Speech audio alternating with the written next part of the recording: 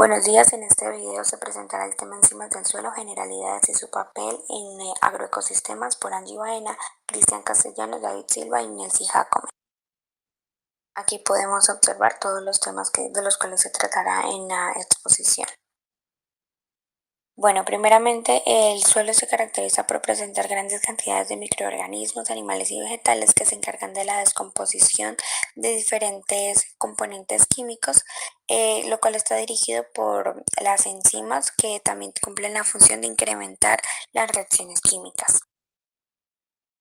La principal fuente de estas enzimas son los microorganismos vivos, los muertos, las raíces de las plantas, los restos vegetales y los restos de la fauna edáfica.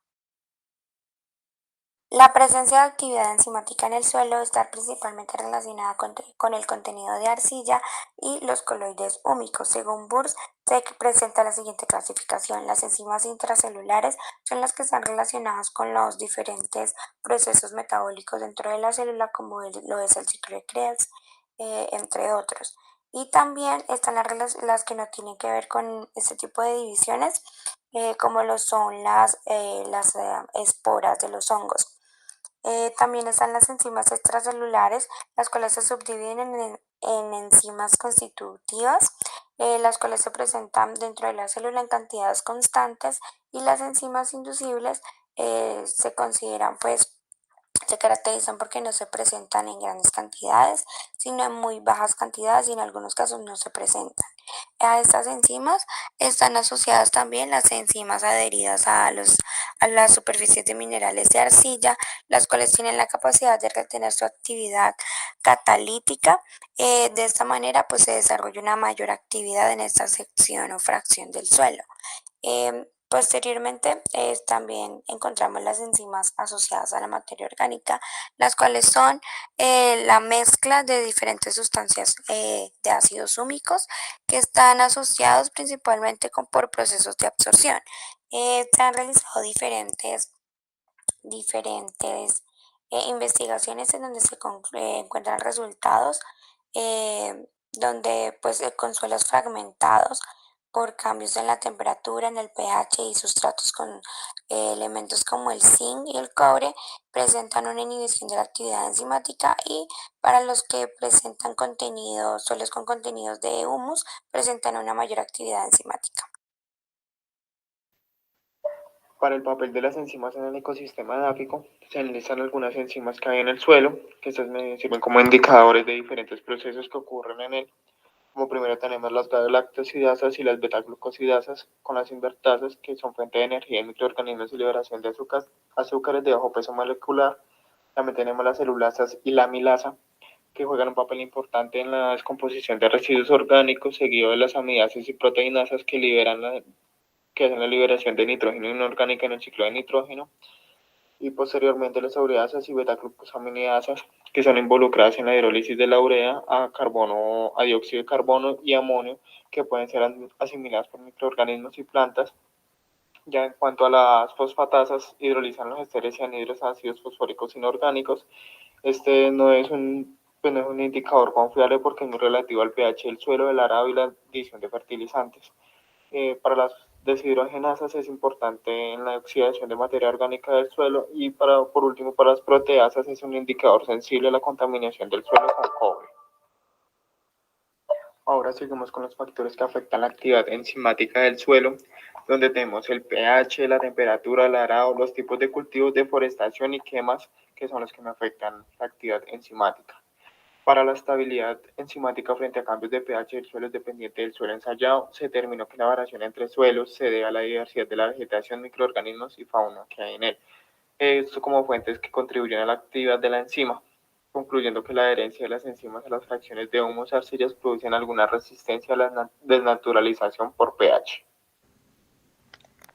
En cuanto al efecto del manejo del suelo sobre las actividades enzimáticas, para determinar los efectos de la adición de fertilizantes orgánicos y la rotación de cultivos, algunos autores han estudiado estas enzimas, ya que son sensibles al manejo del suelo, a la importancia en el ciclo de nutrientes y la descomposición de la materia orgánica.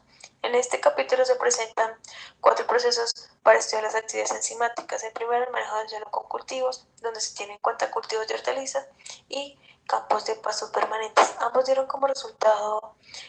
resultados significativos en el tratamiento aplicado, y todas las actividades enzimáticas, excepto glucosidasas y galactasas, fue mayor en campo con pastos que para cultivos de hortalizas.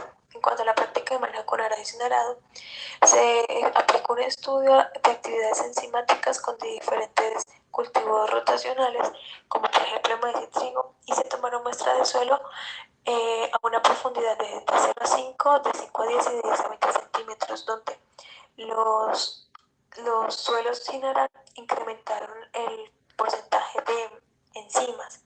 En cuanto al manejo de disturbios naturales, el fuego puede ser un desnaturalizador e inactivador de las enzimas del suelo, afectando indirectamente el ciclo de nutrientes.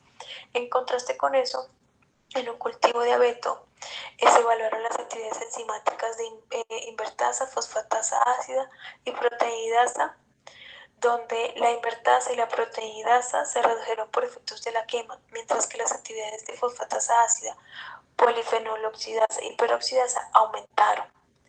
En cuanto al efecto de la restauración del suelo por disturbios de minería, se hizo una revegetación de Casuarina equisetifolia y Anacardium occidentale, en contraste con suelos bajo procesos de minería, dando como resultado la actividad de proteasa en el benzoil y otras enzimas como beta-glucosidasa. Estas fueron mayores en casuarina, y se presentaron otras actividades enzimáticas, como se presentan acá, que dieron como resultado favorables en ambos tipos de especie, en contraste con los suelos desnudos. En cuanto a las enzimas como indicador del suelo y la calidad del suelo, si se tiene un suelo saludable, se podrán obtener cultivos de buena calidad, una filtración del agua en cuanto a residuos que se presenten en la misma al pasar por el suelo, y a la emisión de gases contaminantes en menor cantidad. En cuanto a las actividades enzimáticas, estas pueden utilizarse de manera exitosa para determinar los impactos de las prácticas de manejo agrícola sobre los microorganismos del mismo, y estas pueden ser un buen indicador en la trayectoria de la calidad del mismo y los cambios que en su manejo.